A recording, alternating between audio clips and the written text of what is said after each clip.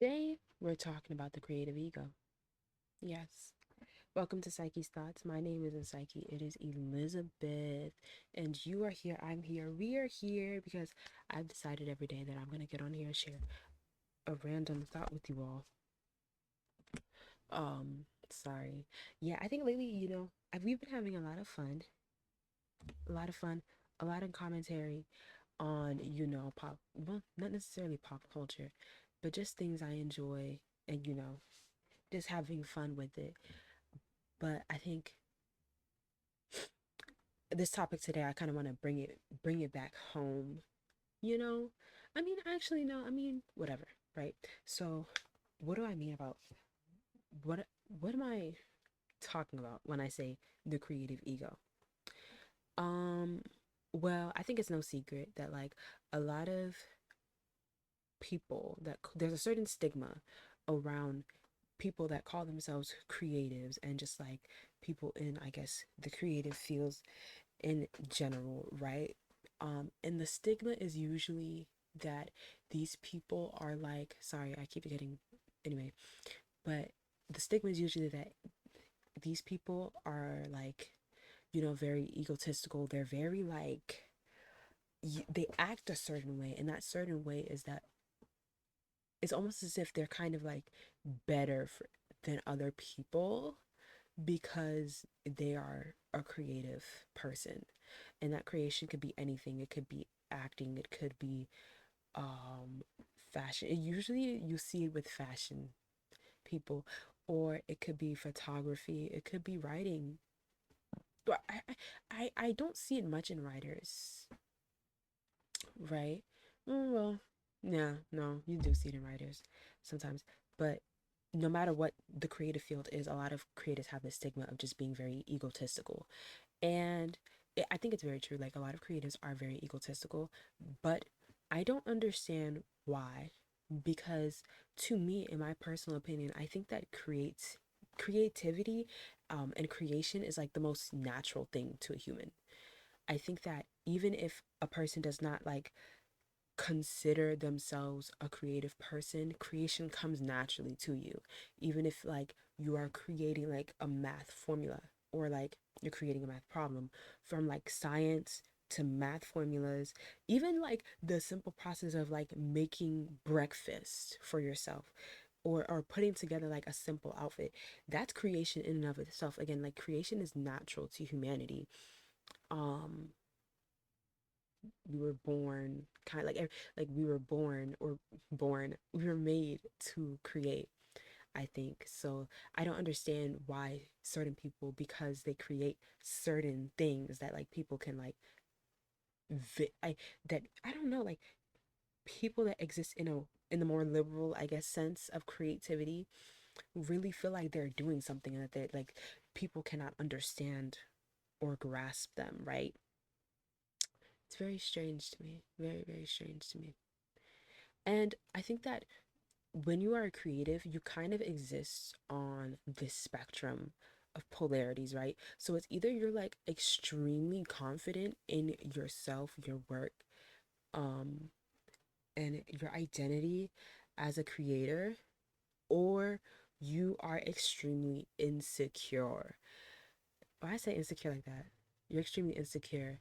And this spectrum, I think, it's very telling. It's very telling to see where you exist on the spectrum, because the way that you exist on the spectrum indicates how you interact with the art world and how you interact with other artists or creatives. You know what I mean? Like you can tell the people that like lean on the more extremely confident side definitely um I think no, I think both sides view art as a competition, but one just thinks that they're like overly winning the competition, and the other just thinks that they're like overly that they're like losing the competition, right?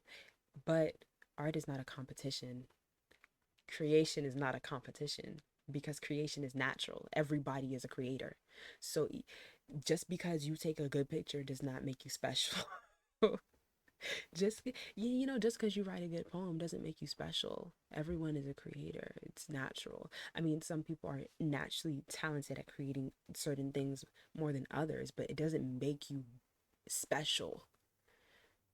Anyway, I think that um the idolatry of artists, not art, but the idolatry of artists is, I think, a very, very big reason that we see this like ego, even in people that are considered like quote unquote underground, right?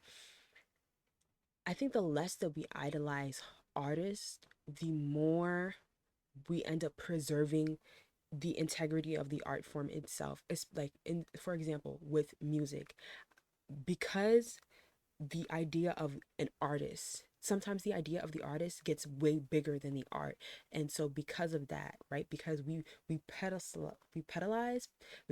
place this artist on a pedestal, we're willing to accept art that maybe, you know is not the fullest to potential, that is subpar, because we want to value the artist. And we see this in like stan culture.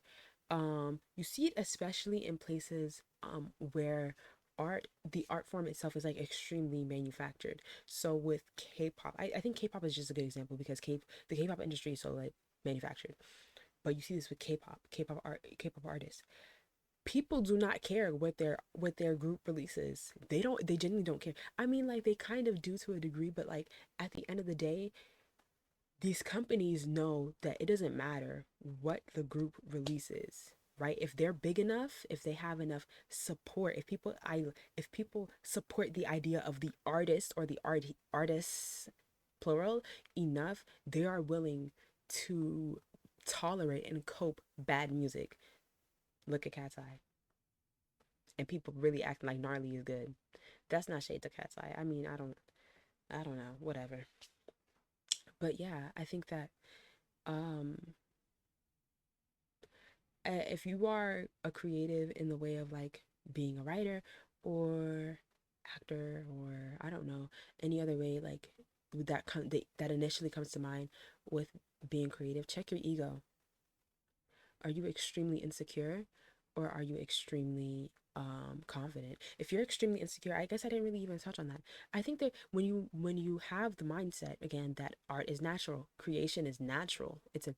Well, I shouldn't say art is natural. Well, art is natural, but creation is natural, right? Being a creative, being a creator is natural.